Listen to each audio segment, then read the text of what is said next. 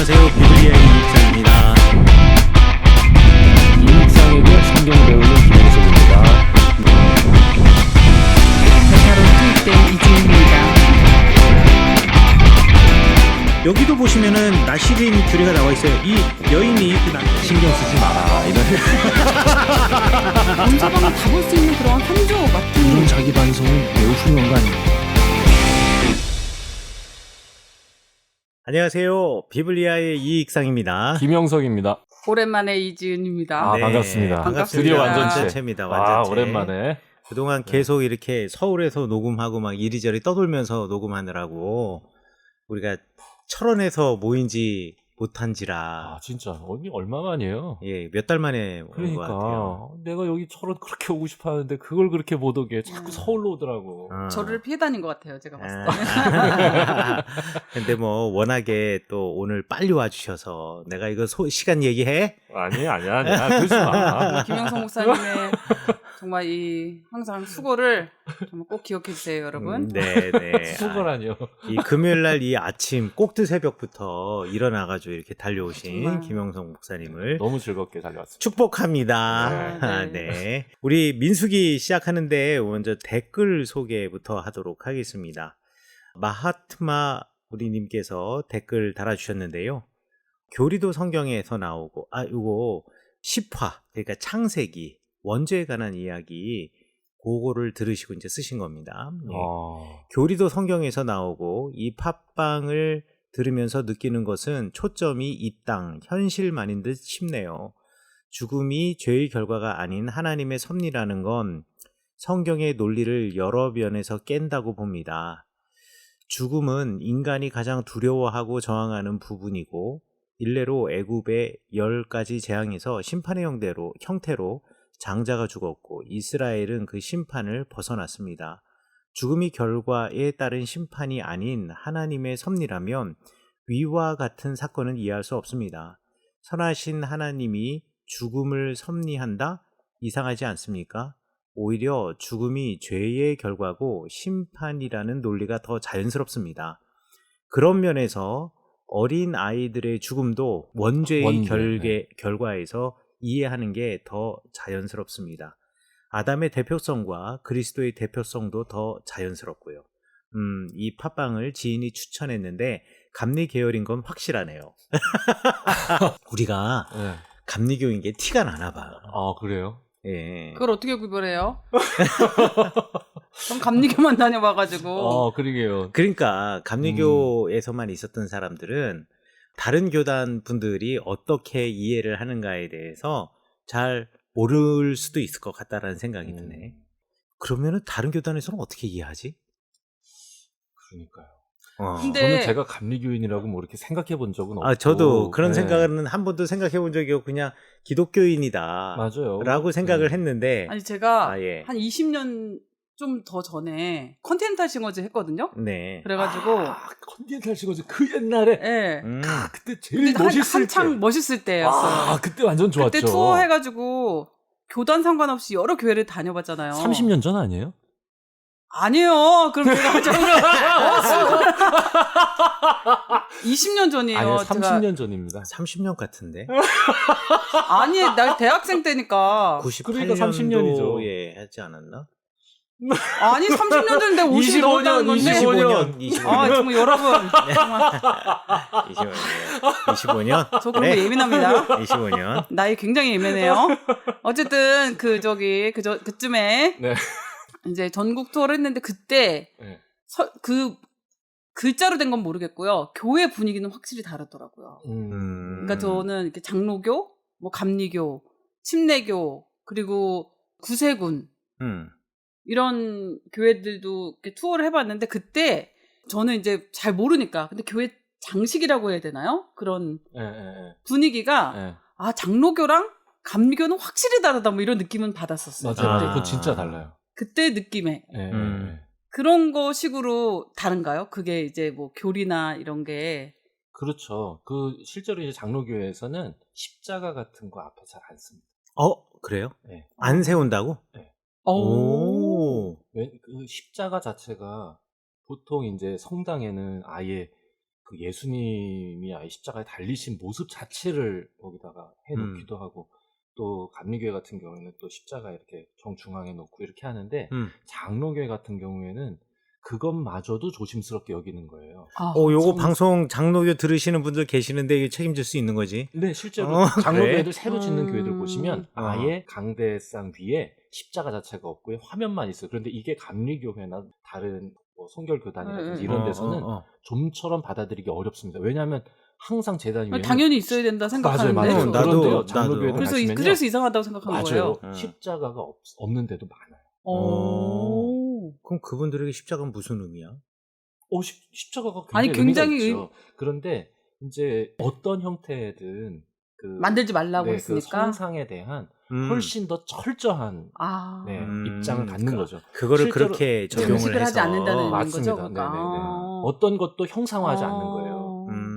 그래서 신학 자체가 굉장히 철저하고 하나님의 주권과 권위에 대해서 우리보다 훨씬 더 완벽한 하나님의 상을 가지고 있습니다. 그래서 구원의 입장에서도 인간이 그 구원에 전혀 관여할 수 없는 거예요. 오직 하나님의 완전하고 완벽한 섭리, 그분의 이 견인을 통해서만 인간은 구원된다.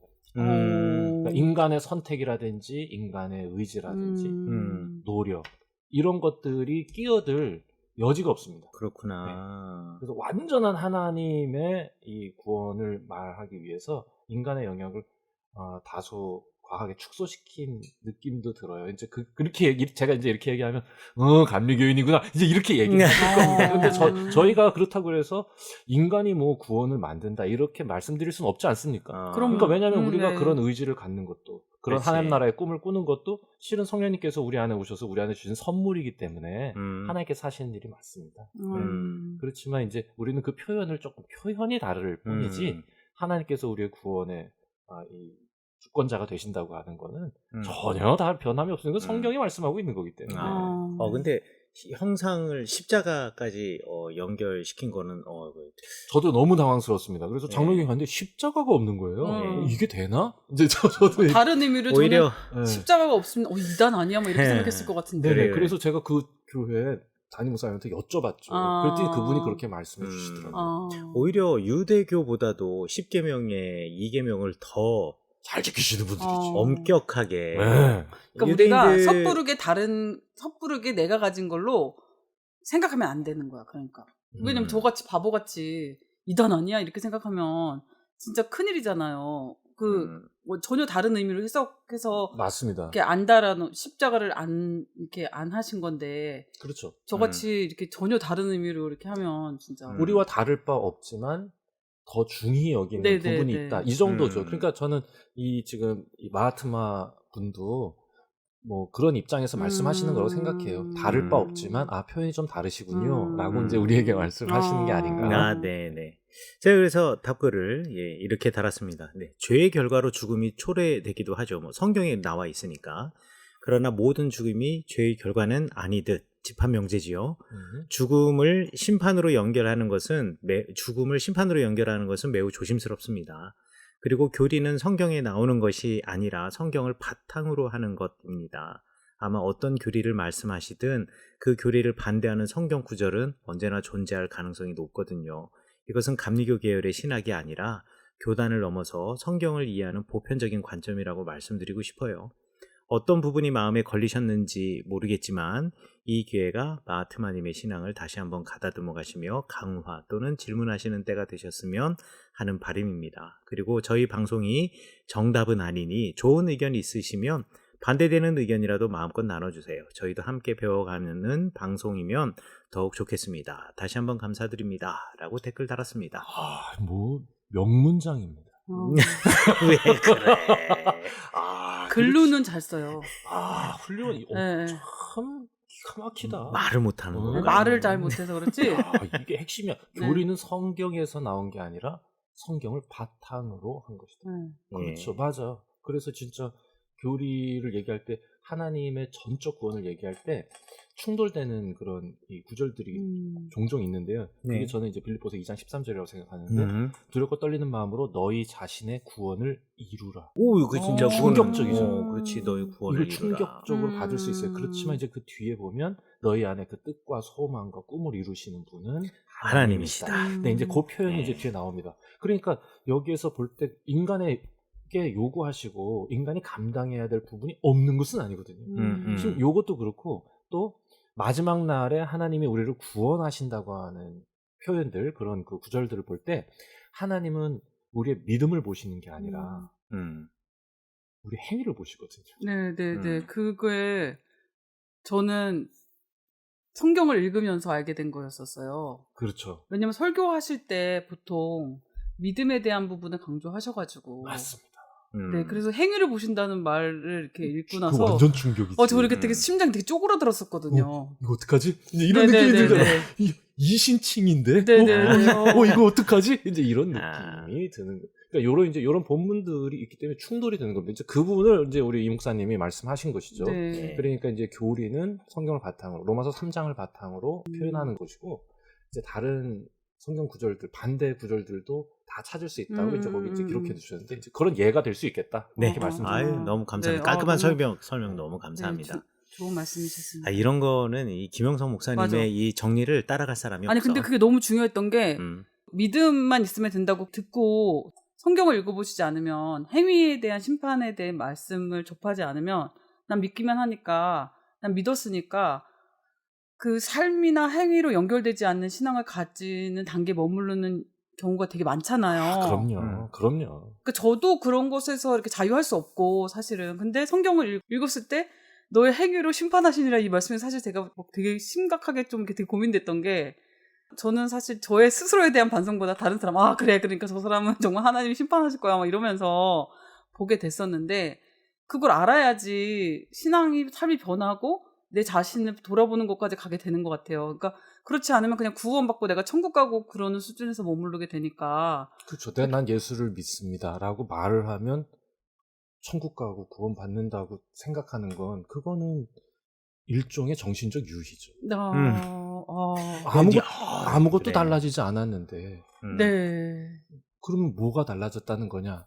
이 대답할 수 없거든요. 실은 구원이라는 건 자체는 죄에서 선함으로 생명으로 이렇게 옮겨지는 거고 거짓말하던 사람이 진실을 말하기 시작하는 이걸 구원이라 합니다. 그 어둠으로부터 건져 올림을 받은 걸 구원이라 하는 건데 그러니까 당연히 구원이라고 하는 말은 변화라고 하는 것과 떼일래야 뗄 수 없는 개념입니다. 그런데 어떻게 그냥 내가 예수를 관념적으로 믿는다라고 얘기하면 구원을 받는가? 라고 하는 거에 대해서 한 번쯤은 질문을 하셔야 된다. 그래서 이 부분들에 대해서 많은 신학자들은 뭐라고 얘기하냐면 내가 예수 그리스도를 믿는다고 했을 때 하나님께서 그것을 의롭다 여기시는 칭의는 하나님께서 그 생명을 보증하시고 구원에 이르게 하시겠다고 하는 구원의 선언적 표현이다. 그러니까 참으로 나를 믿고 내 안에 거하고 나를 따르고 내 인도함을 받으면 나는 반드시 너를 구원에 이르게 하겠다고 하는 이미 성취된 미래로서의 표현이 칭의지.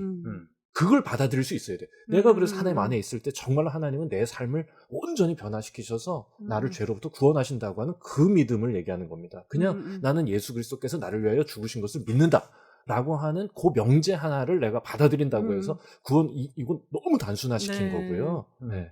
그러니까 그 미래적 선언을 내가 받아들였을 때 그러면 하나님께서는 우리를 구원에 이르게 하실 것입니다. 이르게 하실 것인데 이미 그것은 성취된 것이나 다름없기 때문에 하나님께서 우리를 의롭다 라고 여겨주신다. 이렇게 이제 그것을 이해하는 게 훨씬 더 맞는 이런 표현이 이렇게 말해도 될까요? 훨씬 더 맞다 이렇게 얘기하면 또 훨씬 더 맞다 그러면 이제 반대하시는 분들이 계시니까. 네, 제가 지금까지 공부한 입장입니다. 그래서 저는 김영성 목사님을 되게 좋아하는 게 저는 사실 저희 남편이 전도사 시절부터 저는 그런 설교를 할 수 있는 목사가 되게 해달라고 기도했거든요. 저의 성향이겠죠? 강단에서 그런 설교를 할 수 있는 목회자가 되기를. 왜냐면 그런 얘기는 안 하고 그 전 단계에서만 이렇게 선포되는 설교들을 하시기도 하니까요. 네. 맞습니다. 그게 이제 굉장히 조심스러운 부분인데. 조심스럽다고 지금 우리가 보니까 그게 되게 방송이니까 어려운. 그래서 진짜 제가 어려워. 지금 생각하기는 야 내가 되게 어려운 예. 하지 말아야 될 기도를 한 건 맞아요. 아닌가 이런 생각도 그러니까 들어요. 이게 방송이니까 우리가 이렇게 얘기하지. 네.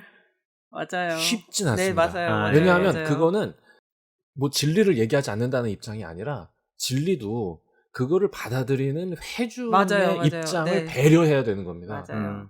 그분들이 시험 들게 하는 거는 안 돼요. 어렵다는 거를 이제 알게 됐어요. 천천히, 네네네, 네. 차근차근 그분의 속도에 맞춰서 인도에 네. 같이 가는 게 그게 목회자의 의무다. 아, 네.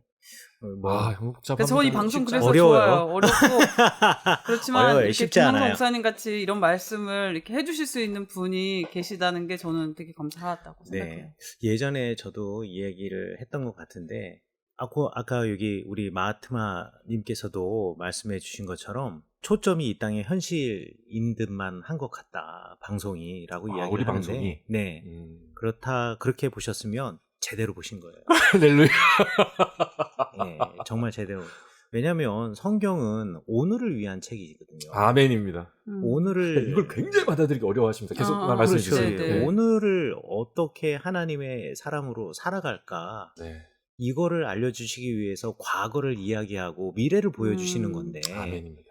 그런데 성경을 읽으면서 오늘만을 보시는 것 같아요 라고 말하는 거의 그 바탕에는 오늘을 마치 배제한 듯한 느낌이 들어서 성경을 보실 때 오늘이 사실 중요한 건데, 오늘을 위한 책인데, 성경은 역사의 이야기로 인포메이션을 가지라고 하는 게 아닌데, 여기서 오해하시는 것은 아닌가라는 조금 약간의 뭐라 그러죠? 걱정?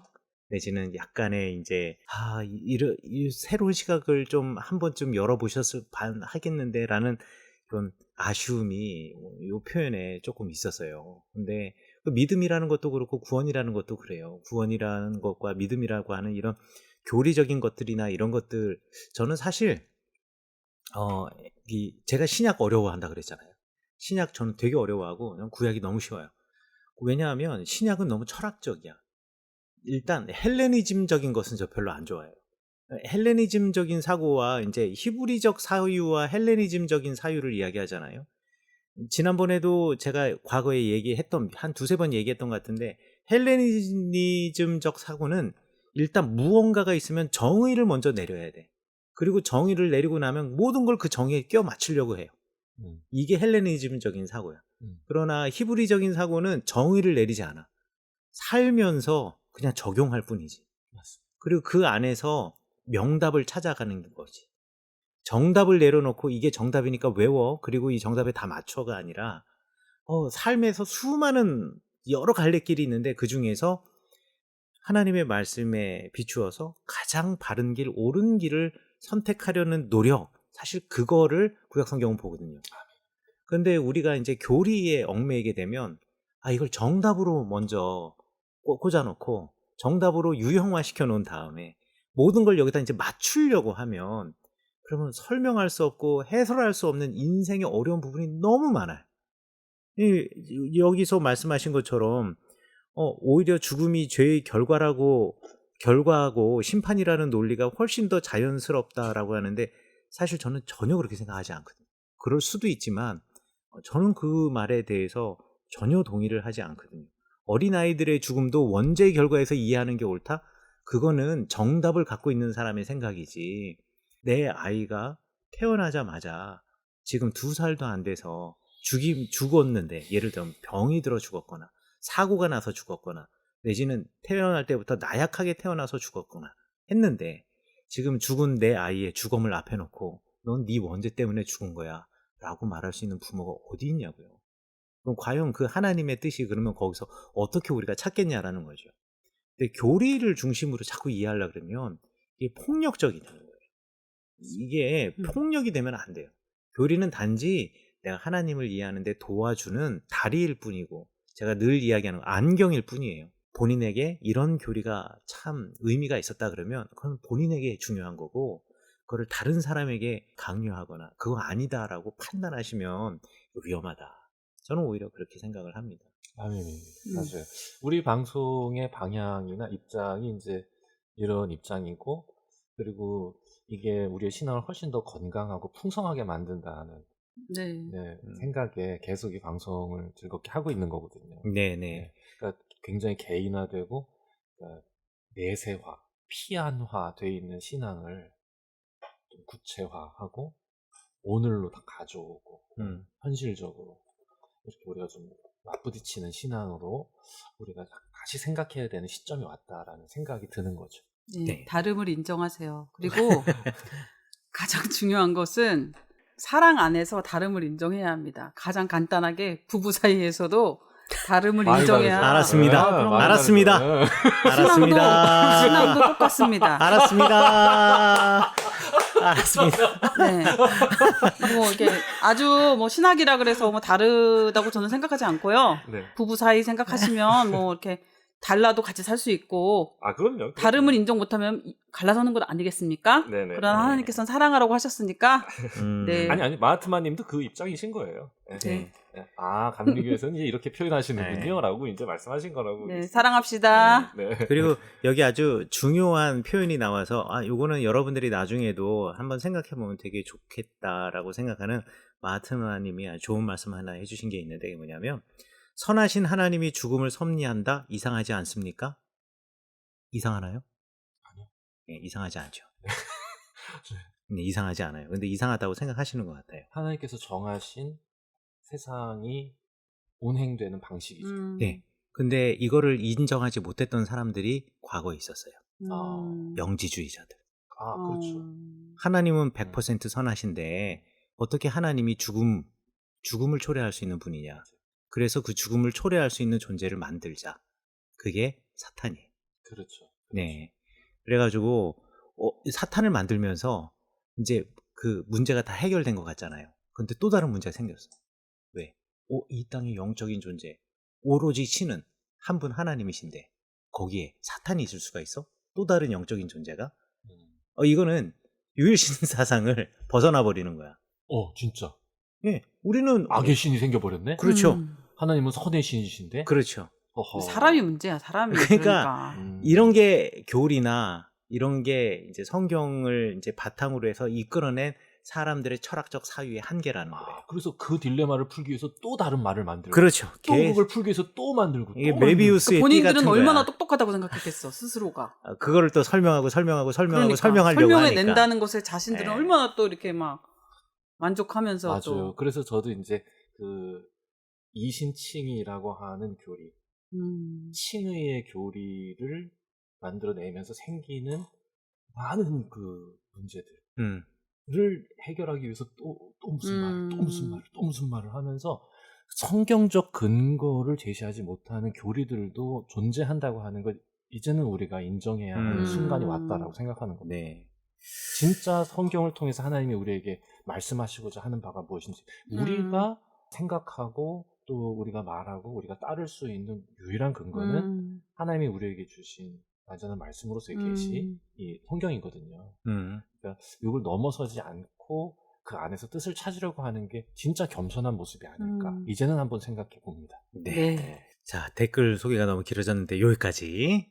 또 있어. 또 있잖아요. 위에 또 있잖아요. 있네. 바보제자님, 오프닝이 점점 좋아지네요. 사북선유님의 댓글은 저도 책을 읽으며 궁금했던 것인데 감사합니다. 이익상 목사님 건강하게 돌아오셔서 감사합니다. 라고 해주셨습니다. 여기 우리 이제 새롭게 시즌이 시작하면서 오프닝은 우리 친구 목사, 우리 의정부 제일교회 오태원 목사의 아들이 직접 우리 피처링한 정말 재주가 좋은, 재주가 많은 미래의 그 인재라고 할 수 있죠. 그래서 제가 비트 기가 막히게 찍죠. 네. 네, 다음에는 성경과 관련된 힙한 인트로를 조금 더 이제 종교성 있는 것으로 한번 또 부탁을 하겠다라고 아버지를 통해서 부탁하겠다라고 제가 댓글을 달았습니다. 어떻게 좀 뭐 선물이나 뭐 당연하죠. 마음의 표현을 좀 하셨어요? 마음의 표현이 아니라 이제 저작권료를 지불을 했죠. 할렐루야. 그건 당연히 그래. 그런 건 잘합니다. 네. 뭐 공짜 이런 거 싫어해요.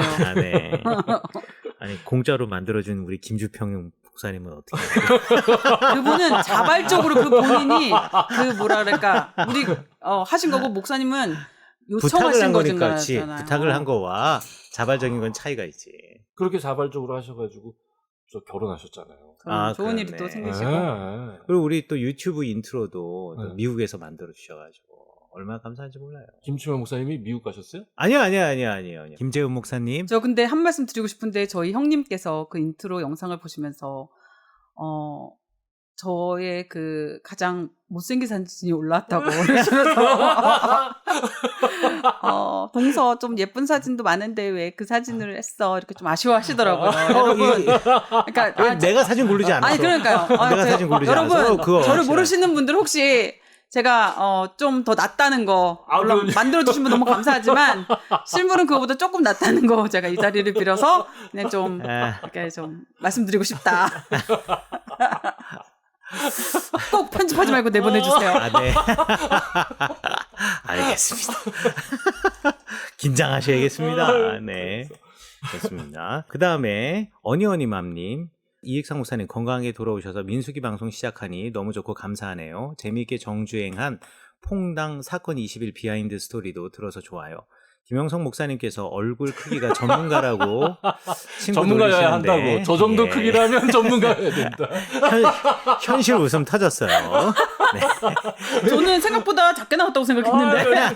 옆에 있는 사람은 너무 차이 나니까 저 사람은 전문가구나 라는 생각이 바로 들게 하는. 목사님 왜 그러세요? 우리 가족들은 그걸 보면서 우리가 생각했던 것보다 너무 화면에서 더 크게 나올 줄 알았는데 현실 크긴 더 크다. 그 정도로 조용히 해. 생각하지 마라. 조용히 해. 현실은 더 크다. 조용히 해. 이제 본인은 작다 그러고 나는 크다 그러고. 아니 그래서 우리가 TV 출연 계속 해도 되겠다. 저 정도면 이렇게 생각했는데요. 재밌어. 네. 10계명 구분해서 설명해 주신 거 너무 흥미롭게 잘 들었습니다. 덕분에 10계명에 대해서도 더 생각해보는 기회가 되었습니다. From the beginning, 이스라엘을 새롭게 시작하는 하나님에 대해 기대할 수 있는 민숙이네요. 앞으로 잘 듣겠습니다. 알차고 재미있는 방송 만들어주셔서 늘 감사합니다. 라고 댓글 달아주셨습니다. 어니어니맘님. 감사드리고요. 자, 그리고 유튜브에 댓글 달아주신 그래서님, 목사님 안녕하세요. 이번 회랑은 관계없습니다만 팟빵으로 창세기부터 듣던 중 하나님이 아브라함을 재우시고 혼자 재물 사이를 지나갔던 댓글에 대해서 이야기하셨던 부분이 책을 보니 그 이야기가 나와서 댓글을 남깁니다. 구약 세계의 이해 박준서 님이 무조건적인 편무 계약이라는 이야기라고 이것이 이제 표현이 되어 있는데요. 그런데 책 자체가 오래되어서 목사님 견해가 맞을 수도 있다고 생각되네요. 이 책에서 참조한 논문이 R.E. 클레멘츠의 아브라함 앤 데이빗입니다. 그냥 책 읽다가 반가워서 댓글 남깁니다. 하하. 지금 출애굽기 듣고 있는데 얼른 따라오겠습니다. 라고 댓글 달아주셨습니다. 그래서 제가 유튜브에다가 댓글을 달았는데요. 네, 감사합니다. 박준서 박사님 워낙 뛰어난 구약 학자이시죠. 클레멘츠는 뭐 두말할 것도 없고요. 저는 나름대로 이야기의 흐름과 근거를 가지고 제 견해를 이야기한 것이고 이렇게 큰 학자들의 설명들은 그 자체로 가치가 있으니 맞다 틀리다의 문제로 접근하지 마시고 이 학자들은 이 본문을 이렇게 본다고 지식을 플러스해 주시면 점점 더 풍성해지리라고 생각합니다. 감사합니다라고 댓글 달아놓았습니다. 그리고 편무 계약이라는 거 뭐냐면 이제 일방적인 계약이라는 거예요. 하나님이 그렇죠. 아브라함의 뜻을 물어보지 않고 아브라함이 자는 가운데 아브라함에게 약속해 주신 언약이니까 일방적인 언약을 이제 박준서 우리 교수님은 이미 이제 은퇴하신 이제 할아버지 교수님이시다 보니까 옛날식 표현으로 편무 계약이다라고 해가지고 표현을 해놓았습니다. 그래서 일방적인 계약이라고 생각하시면 될 것 같아요. 댓글 달아주셔서 너무 감사하고요. 저는 이런 자세나 태도를 배워요. 그러니까 항상 우리 같은 일반인들은 뭐가 정답이지? 이거를 찾고 싶어 하거든요. 그래서 이거는 틀렸고 이게 맞아. 결국엔 이게 답이야. 이제 이렇게 찾아가는 사고에 익숙한데 이익상 목사님은 계속 무슨 얘기를 하는 거냐 하면은 이 성경을 이해하는 하나의 방식이다. 단 그게 적절한 근거와 논리를 가지고 있다면 아름다운 작품으로 인정해라 라고 하는 거죠. 왜냐하면 정답은 없다는 거예요. 정답은 그걸 어떻게 알겠어요. 이 말씀을 주신 하나님만이 아시는 건데 그런 주장을 할 때 그게 그냥 뇌피셜이 아니라 진지한 연구, 고민의 산물로서 근거를 제시하고 탄탄한 논리로 설명하고 있다면 그것만으로 인정해줘야 한다. 라고 말씀하시는 거예요. 그러니까 아 맞아 라고 하면서 조금 생각이 달라진 것 같아요. 그러니까 다른 사람의 말도 들을 때 저건 틀려가 아니라 어떤 근거로 얘기하고 있는가를 살피게 되고 야 그거 참 아름답다. 그래 그렇게도 볼 수 있구나 라고 하는 태도로 좀 성장한 것 같아서 아유, 감사를 드립니다. 김영성 목사님이 이렇게 말씀을 해주시니까 제 의도와 관계없이 훨씬 더 아름다워지네요. 아니 그거는 진짜 학자로서 공부해 온 그 태도는 우리 같은 사람들은 잘 모를 수 있는 거거든요. 네, 우리는 이건 틀린 것 같아. 그게 어떻게 말이 돼? 이제 이렇게 하는 입장이 오랫동안 갖고 있는 생각이죠. 이게 일반적인. 그럴 수 있을 것 근데 이제 같아요. 그런 태도를 바꿔주신 거에 대해서 감사를 근데 드립니다. 제가 저희 남편은 한 30년 알았잖아요. 네. 그런 걸 보면 아 벌써 저도 약간 불안한 느낌이 지금 야, 이거 어떻게 해? 30년 알았는데 목사님 말씀처럼 공부를 하면서 그런 성격으로 일상생활도 변하는 것 같아요. 예전에는 그러니까 과거의 사람은 과거의 그 원가족의 색깔의 그 모습이 되게 많았다면 공부를 하면서 자신이 그러니까 저랑 이렇게 살았던 세월 속에서도 그게 변화하는 과정이 좀 있었거든요. 현재는 조금 더 이렇게 뭐랄까 유동적이 된 사람이 되었다고 할까요? 좀 여유롭고 네, 그리고 플렉서블한. 네. 그러니까 그게 좀 더 이렇게 말이 통하고 자녀들을 대할 때도 아까도 말씀하셨지만 우리가 가족 안에서도 그렇고 일상생활 안에서도 내 생각만 옳다 그러면은 그리고 과거가 너무 지배하면 나는 이랬는데 내가 학교 다닐 땐 이랬는데 이러면서 과거에 머물러 있으면 최악이죠. 말하는 네. 순간 꼰대지. 근데- 말하는 순간 싸우자는 거예요. 아니 그런데 그게 가족 안에서는 너무 빈번하게 일어나는 일이에요. 맞아, 그럴 때 맞아. 자녀를 키울 때 그게 소통이 안 되는 가장 1번인 것 같은데 저희 남편은 그런 가정에서 자랐거든요. 이게 굉장히 가부장적이고 아버님도 선생님이시고 이런 가정에서 그런데 저희 아이들을 대할 때의 모습이 제가 알아봤던 모습과 그 중간의 모습에서 굉장히 많이 유연해져서 아이들을 대할 때 이게 그리고 바뀌었어요.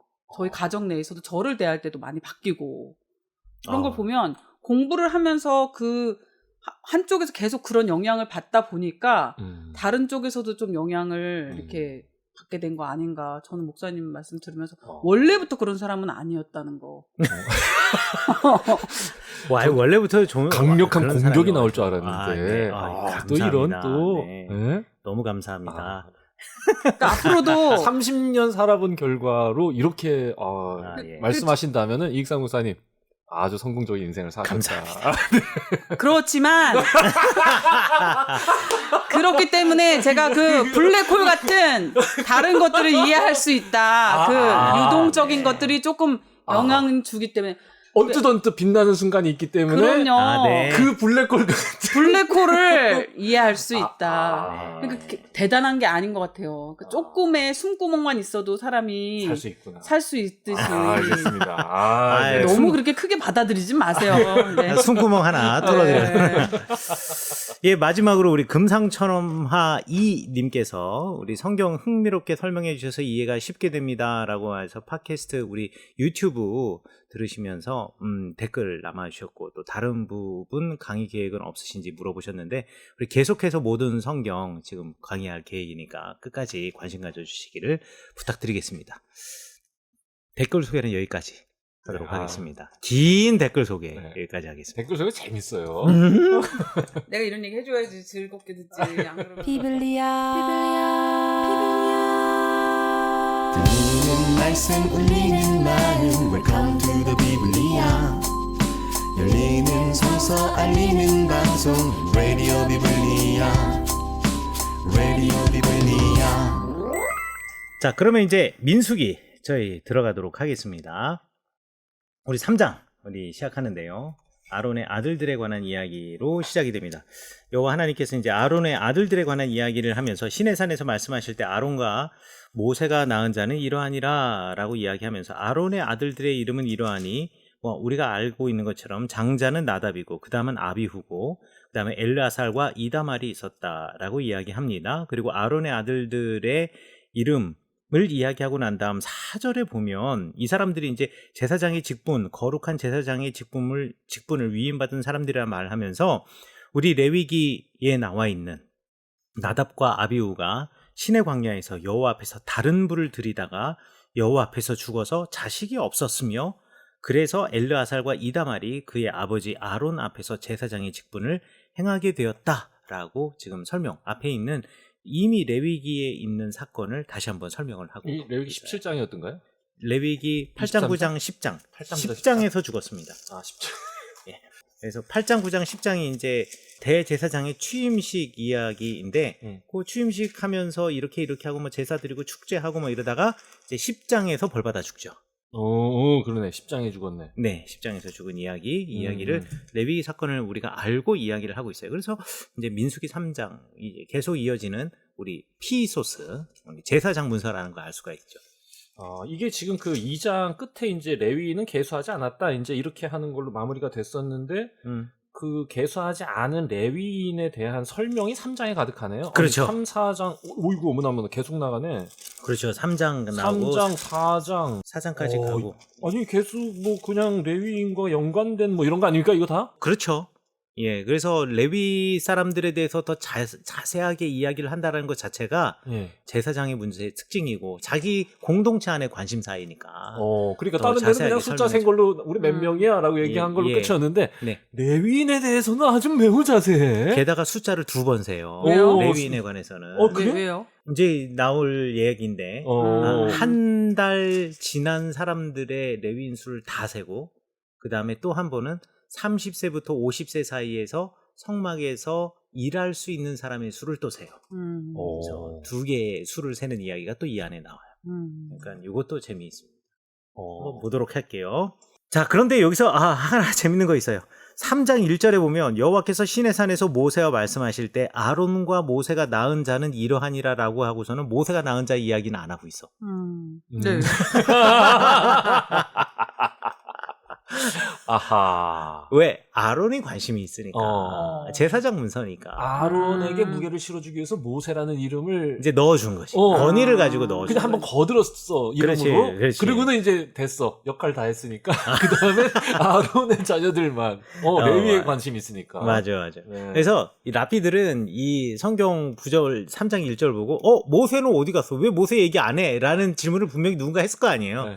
그래서 이제 재밌는 대답을 하나 해줬는데 모세의 자녀들은 우리 이제 사사기에도 나오는데 모세의 자녀들은 이 사람들이 이제 단 쪽에 거주하면서 살았거든요.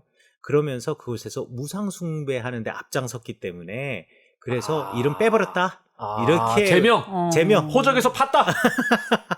그렇게 설명하기는 하는데 그냥 우스갯소리고 그게 말이 안 되지. 시대적으로 지금 뒤집어졌잖아. 그렇지. 민수가 훨씬 전인데. 그러니까 무조건 재밌는 이야기라고 해서 다 재밌다라고 넘어가지 말고 그냥 재밌는 얘기는 그냥 웃자고 한 얘기니까 웃고 넘어가자. 이제 그렇게 이야기를 할게요. 그 얘기하니까 예전에 그 생각 나는데 기억이 안 날 거예요, 분명히. 사사기 이야기하면서 그 이야기가 사사기 18장에 나와요.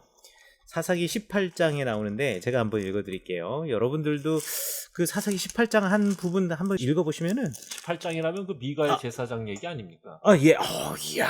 그냥 뭐 성경이 들어있으니까.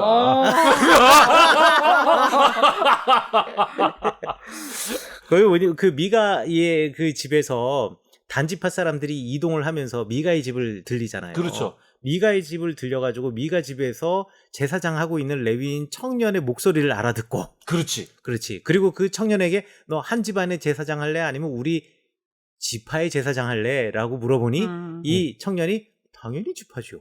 라고 한 집안에만 있으면 그게 무슨 내 권위상. 그래서 내가 조금 레벨이 올라가려면 지파의 제사장 가야지. 쫓아갈게요 하면서 미가가 만들어 놨던 뭐 산신당이며 뭐 에봇이며 뭐 신상이며 이런 거 다 챙겨가지고 이제 떠나는 이야기. 그 이야기에서 29절에서 라이스에 도착하였어요. 그리고 30절에서 단 자손이 자기들을 위하여 그 새긴 신상을 세웠고 가져온 거 세웠고 모세의 손자요 게르솜의 아들인 요나단과 그의 자손은 단 지파의 제사장이 되어 그 땅 백성이 사로잡히는 날까지 이르렀더라 라고 이야기를 하고 하나님의 집이 실로에 있는 동안에 미가가 만든 새긴 신상이 단 자손에게 있었더라라고 이야기하면서 음. 모세의 손자 게르솜의 아들 요나단과 그의 자손 단지파의 제사장이 돼서 그 미가의 집에서 만든 신상 우상 숭배를 계속하고 있었다라는 이야기가 여기 있고, 또 우리가 알고 있는 것처럼 남북 왕국이 나뉘어지면서 베델과 단에다 황금 송아지 만들어 놓잖아요. 네네네. 그럼 그 황금 송아지를 단에서 제사하던 사람 누구겠냐라는 거지. 결국 이 사람들 다 그렇지. 모세의 자손들 아니겠느냐. 이거 다 우상 숭배자들 아니냐. 그래가지고 아버지만한 자손들은 없다고 얘네들이 이래서 모세의 자손들의 이름은 언급하지 않았다. 이제 뭐 이렇게 랍비들이 재밌게 이야기를 하고, 나름 일리 있습니다. 네, 나름 일리 있고요. 아니면 여기 기록했었다가 네. 지웠어. 아, 제명. 응. 호적 판 거지. 본래 있었어. 본래는 있었으나. 그래, 무슨 말을 못해 우리가 여기서. 괘씸해가지고. 그래서 뭐 역사 정화위원회 뭐 이런 거 열어가지고 네. 얘는 안 돼. 그래. 얘는 친우상파야. 오케이. 그런데 이제 학자들은, 또 사사기를 연구하는 학자들은 여기 30절에 보면은 모세의 손자 게르솜의 아들인 요나단 뭐 이렇게 나와 있는데, 어떤 사본에는 모세가 아니라 거의 이름이 므낫세라고 되어 있어요. 그래서 므낫세하고 모세하고 발음이 비슷해. 사실 저기 히브리어 눈 하나만 딱 빠지면, 스펠링 하나만 빠지면 똑같은 글자거든. 그래서 아마 이게 모세가 아니라 므낫세였을 것이다 라고 생각하던 사람들도 있었다. 게르솜이 나오는데? 이름 똑같은 사람이야 뭐 한둘인가. 또 그래도 또 조선시대 문인 중에 이익상이 있어요. 그래도 게르솜은 너무 독특한 이름이니까. 그게 우리한테나 독특하지. 거기 흔한 이름이었다. 그렇지, 흔할 수 있다. 그렇지. 우리가 모른다고. 그런 가능성 열어두겠습니다. 그렇지. 네. 그렇게 알겠습니다. 생각하시면 되겠습니다. 자, 그 다음에 우리 제사장을 돕는 사람들에 관한 이야기가 나와요. 자, 5절에부터 보면 여호와께서 모세에게 말씀하되 레위 지파는 나아가서 제사장 아론 앞에 서서 그에게 시종하라. 그래서 그들이 회막 앞에서 아론의 직무를, 이제 온 회중의 직무, 아론의 직무와 온 회중의 직무를 위하여 회막에서 시무하라라고 이야기를 하고 있어요. 이게 이제 여기서 아론의 직무를 이야기하는데, 사실 이 직무라고 되어 있는 이 말이 히브리어로 미슈메렛인데, 이 말은 그냥 직무, 일이라고도 번역할 수 있지만 뭔가를 지키는 일, 뭔가를 지키는 일을 이야기할 때 미슈메렛이라고 그래요. 그래서 이 직무라는 말을 통해서 우리가 앞에 보면 12지파의 인구조사가 나오잖아요. 이 사람들은 이스라엘의 공동체를 지키는 군인들, 그리고 이 제사장과 이 레위인들과 이 아론 제사장들은 성막과 성소를 지키는 사람들 해가지고 지키는 임무가 서로 다르다라는 것을 구분해 주기 위해서 의도적으로 이 단어를 쓴 것은 아닌가라고 설명하는 사람도 있다라고 생각하시면 될 것 같아요. 그리고 우리가 이제 흔히들 레위인의 직무에 대해서 예전에도 제가 한번 말씀드렸는데 여러분들도 까먹었을까봐, 레위인의 직무가 이제 제사장의 역할을 하기도 하고, 또 경찰. 그렇죠. 경찰의 역할을 제가 얘기했었잖아요. 그 경찰의 역할을 설명하는 게 바로 3장 10절에 나와요. 너는 아론과 그의 아들들을 세워 제사장 직무를 행하게 하라. 외인이 가까이 하면 죽임을 당할 것이니라. 그럼 누가 죽여요? 레위인. 그렇죠. 그래서 경찰의 일을 하는 것도 레위인이다라는 것을 여러분들이 기억하시면 좋을 것 같아요. 그러면은 뭐 복수는 금지하셨잖아.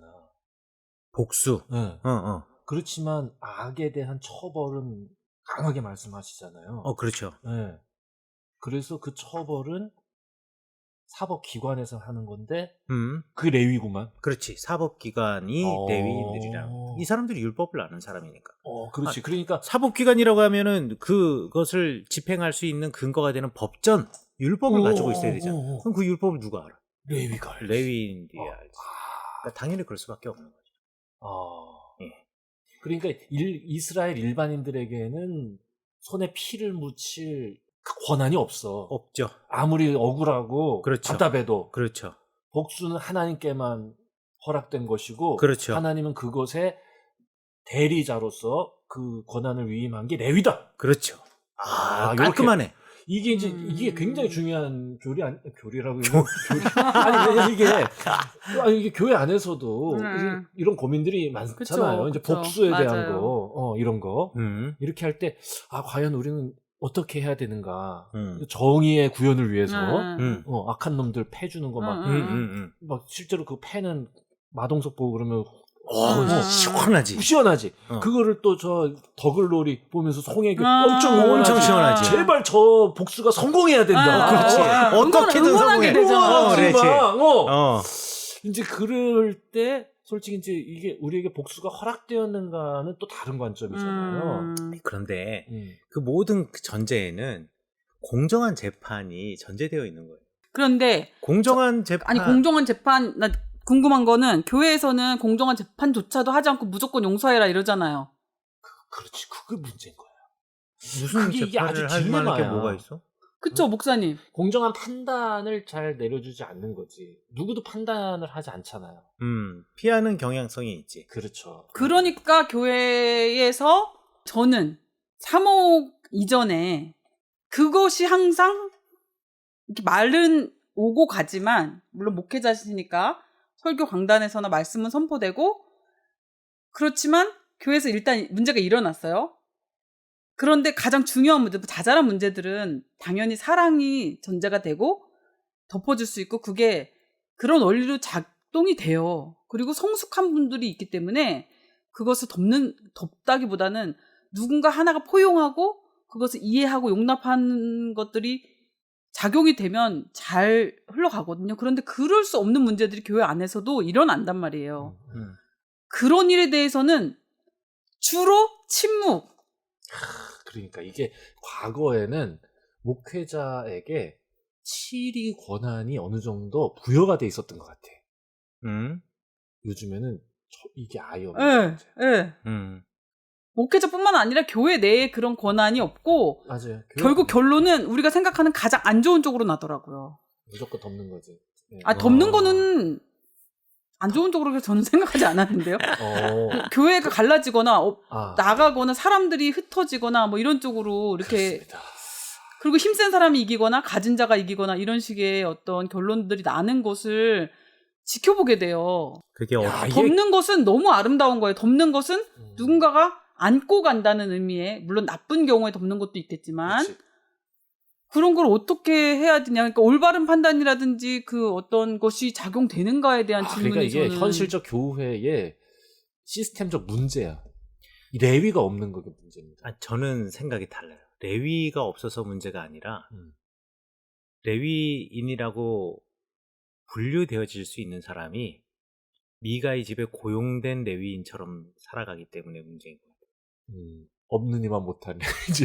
없는 이만 못한 게 아니라 그 사사기에도 나와 있지만 레위인을 자기 집안으로 모실 때는 네가 우리 집안의 아버지처럼 되리라 라고 얘기했지만 정작 그 레위가 미가 집에 가서 연봉 받으면서 월급 받으면서 제사장을 하기 시작하면서 그 집의 아들처럼 되었잖아요.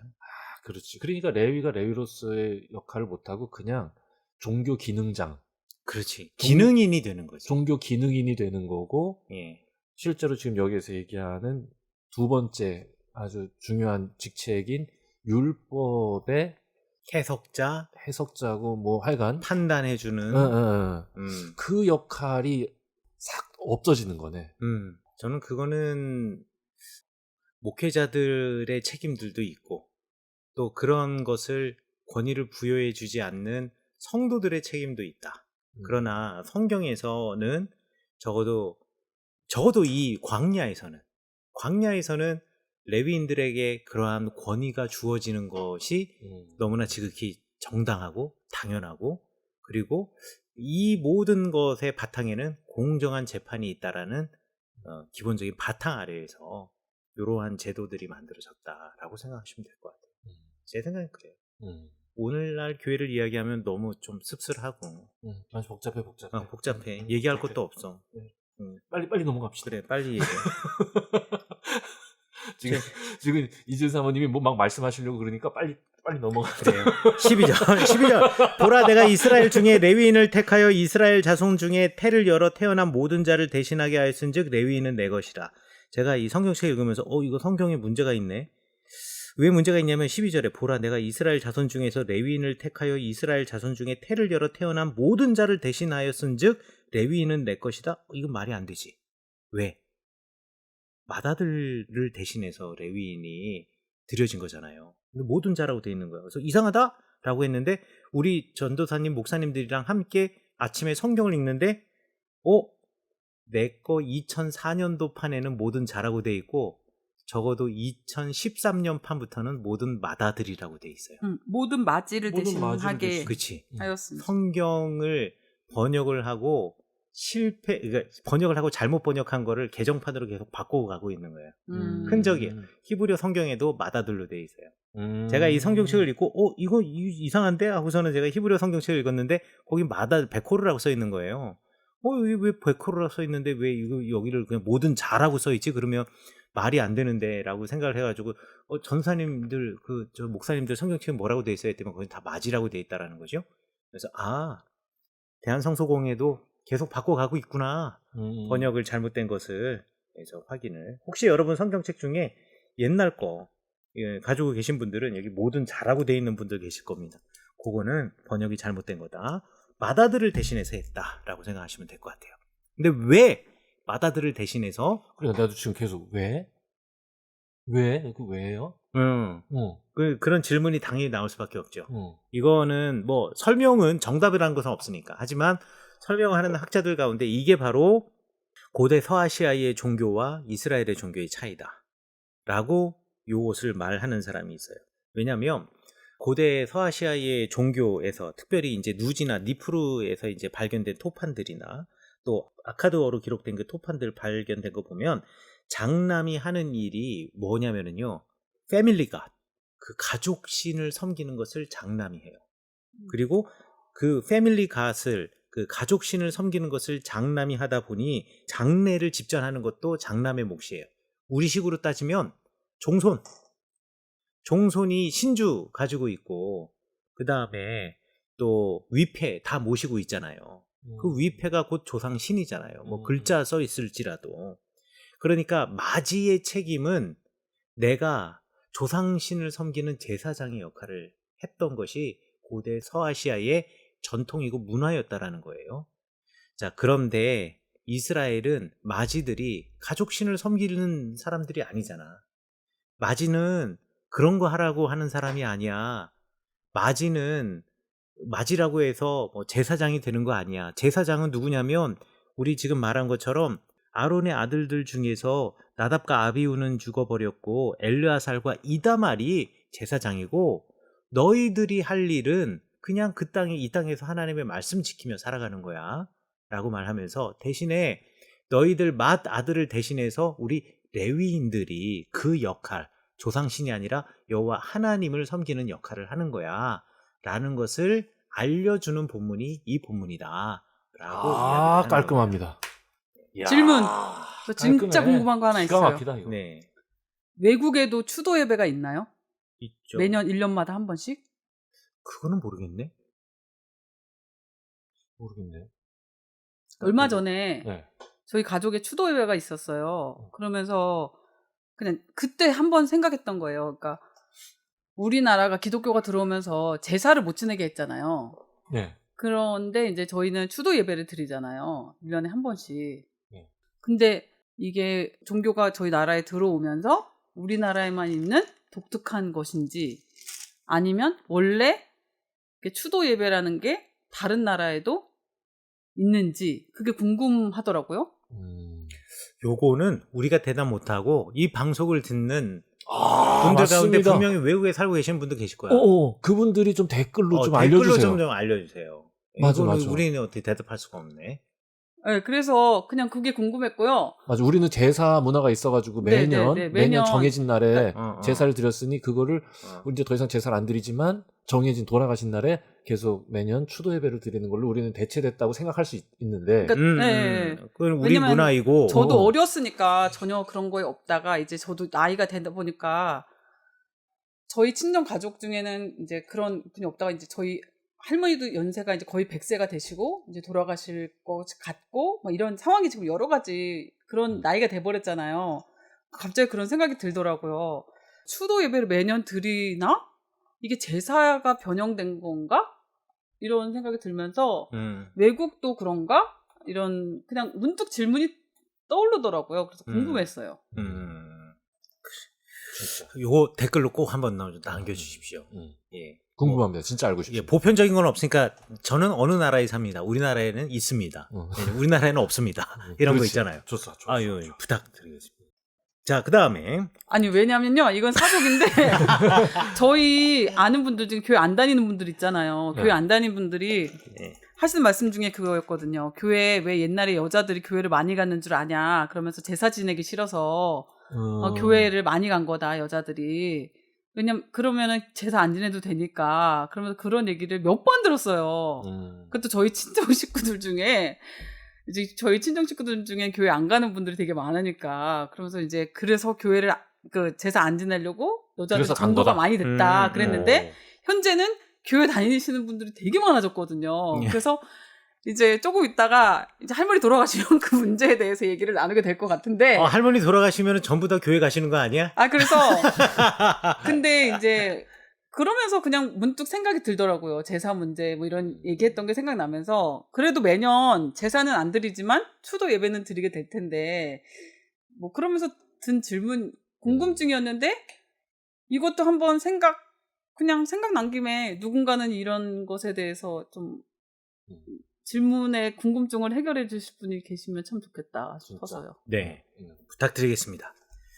그리고 13절에 보면 이제 다시 한번 거기서 왜 처음 태어난 자를 대신하게 레위인이 대신하게 되는가에 대해서 근거를 또 13절에서 한 번 더 설명해 주죠. 이거는 유월절 사건과 연결되어서 자, 그 다음에 레위 자손의 곧바로 인구조사가 들어갑니다. 이 인구조사를 하는 목적을 이야기하기 위해서 앞에 이야기가 있는 거예요. 모든 마다들을 대신하여서 레위인이 거룩한 제사장의 직무를 행하게 된다. 그러면 너희들 마다들의 수하고 레위인의 수를 한번 세어보자 라고 해서 세기 시작한 게 14절부터라는 거예요. 그래서 이 14절 이하의 레위 자손의 수를 셀 때는 어떻게 되냐면 1개월 된 이상의 남자 수를 먼저 계산해봐라 라고 계수를 합니다. 그래서 이제 1개월을 하는 이유는 왜 우리나라도 예전에 보면 갓 태어나서 아이들이 유아 사망률이 높다 보니 호적이 안 올리잖아요. 네. 그러다가 어느 정도 지나고 난 다음에 호적이 올리잖아요. 아마 이제 설명하는 사람들은 1개월 정도 살면 이제 살았다라고 생각했기 때문에 이제 1개월 이상이 된 레위인 남자 수를 계수했을 것이다. 라고 해서 다 계수를 해보니까 레위인이 22,000명이었어요. 22,000명이라고 우리 39절에 나와 있죠. 3장 39절 모세와 아론이 여호와의 명령을 따라 레위인의 각 종족대로 계수한 즉 1개월 이상 된 남자의 수는 모두 22,000명이었더라. 자, 그러면 야 니네들도 이 일반 사람들 마다들 수 한번 다 세봐 라고 해가지고 세기 시작을 했어요. 그래서 세보니까 42절 43절 모세가 여호와께서 자기에게 명령하신 대로 이스라엘 자손 중에 모든 처음 태어난 자를 계수하니 1개월 이상으로 계수된 처음 태어난 남자의 총계는 22,273명이었더라. 그래서 레위인은 22,000명인데 마다들은 22,273명. 273명의 오차가 있습니다. 그렇죠. 그렇다고 해서 레위인이 273명을 맞추기 위해서 계속 애를 낳을 수는 없잖아. 273명을 더 낳을 수는 없잖아. 그래서 어떻게 했냐? 야, 그러면 273명에 해당하는 것은 한 사람의 5세켈씩 우리가 그 사람들에게 돈을 받아서 성소의 세겔로 받아서 그 273명 곱하기 3 한 숫자의 돈을 그게 1365세겔이거든요. 레위인들에게 주어라 라고 지금 이야기를 하고 있는 겁니다. 이게 3장의 이야기예요. 아니 273명의 오차가 있으니까 네, 그만큼을 세금으로 내라. 그렇죠. 273명에 대한 세금 왜? 세금이라는 일을 더 해야 표현보다는 되니까? 약간 아닌가? 그런 느낌이잖아 이거 지금. 세금 더 걷자는 거 아니야 이거. 아니 그럼 나머지는 세금 안 냈잖아. 아니 뭐 그렇긴 하지만 이게 약간 그렇지. 이제 약간 그런 느낌이라 이거야. 세금이라는 표현보다 어. 레위인 수와 실제 마다들의 수가 273명이 차이가 나니까 그러면 우리 하나님의 말씀을 그대로 지키자면 레위인이 273명을 더 낳아야 되는데 273명의 역할을 더 해야 되는 거죠. 그러니까 역할도 레위인이. 더 해야 된다는 표현보다는 뭐 일이 더 그렇지, 늘어나지는 일이, 않아요. 그러니까 이건 일이. 상징적인 건데 그냥. 그렇죠. 이건 상징적인 거예요. 어. 근데 계산을 했는데 분명히 하나님께서 말씀하셨어요. 지금 모든 마다들을 대신해서 레위인으로서 제사장의 직무와 성막의 일을 감당할 거야. 그렇게 해가지고 모든 마다들의 수를 세보니까 273명이 마다들 수가 더 많아. 그럼 하나님의 말씀을 정확하게 이루기 위해서는 레위인이 273명을 더 낳아야 되는 거예요. 그런데 어떻게 사람이 갑자기 그 수를 맞추기 위해서 273명을 더 낳는다는 것 자체가 이게 좀 넌센스잖아. 그래서 그것을 숫자를 맞추기 위해서 273명에 대해서는 속전이라고 하는 표현을 우리가 사용하고 있는데 이거 그냥 배상이라고 생각하시면 돼요. 부족한 숫자만큼을 그냥 5세겔로 쳐가지고 이거는 이제 우리가 레위인들에게 주자. 이만큼 이제 맞추려고 애를 애를 썼다는 썼다. 걸 그렇지. 하나님 앞에서 우리가 우리의 노력을 보여드리자. 뭐 요 정도 아니겠습니까? 우리 옛날이 이거, 더 나은 거야. 어? 그 열정페이 이런 게 없어 옛날에는. 아니 더 하나님이 낫다. 그렇게 하라고 하셨어요. 아니, 그러니까 우리가 그냥 이제 보여주자. 그거를 자기들이 지키려고 하는 거잖아. 그치 노력한 거죠. 그렇지. 애쓴 거지. 그래도. 솔직히 나 같았으면 야야야 비슷하다 이렇게 하고 말았을 거야. 아, 퉁쳐 막 이러는. 퉁쳐. 야야야 이거는 그냥 무수리로 튀는 거야. 이래가지고 이제 273 정도는 그냥 이건 그렇지. 괜찮아. 받아내림. 그럼 이렇게 했을 그렇지 텐데. 않았다는 게 더 의미가 있네요. 아, 철저합니다. 그러네. 어. 진짜. 아, 철저해. 그리고 근데 되게 재밌네, 이거.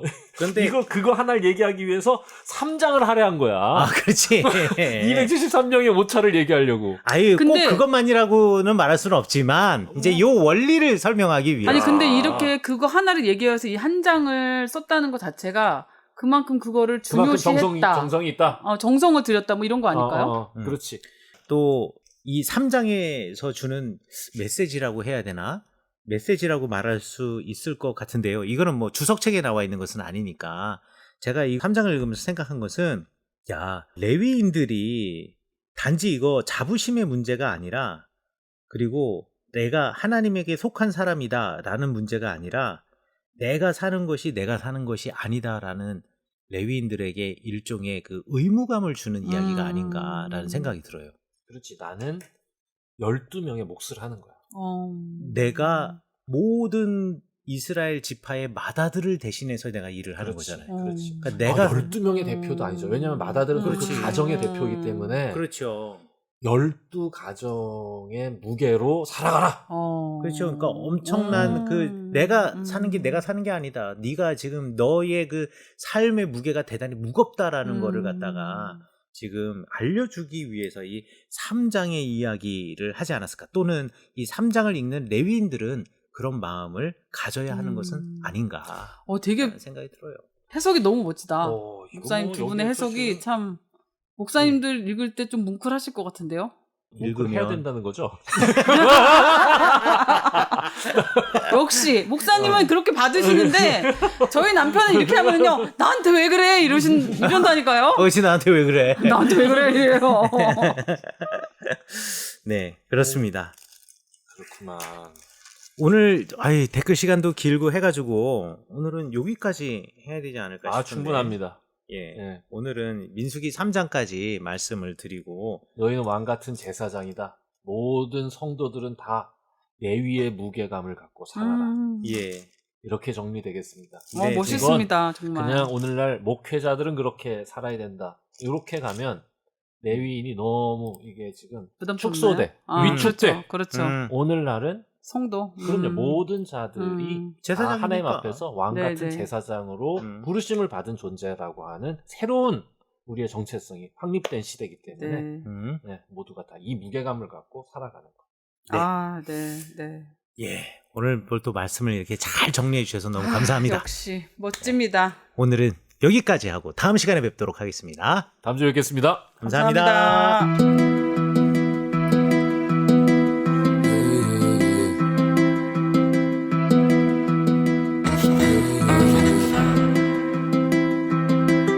I'm so sick, feel like I gotta flow. My tone is blue, the flows are frozen boats. 나 힙합 신의 전사고. Yeah. Too many deuces to the basic technique. 걸치는 거짓된 정직에 떨지머니 어린아이지만 칼을 갈지 난 빠르게 닿진 않지만 철진한 바닥에 힘을 얻지 반대로 가는 대로 느낌 싸는 대로 놓지 않은 배포 final battle no ghetto 또 새롭게 with shadow Pretty face greedy 없어버려 say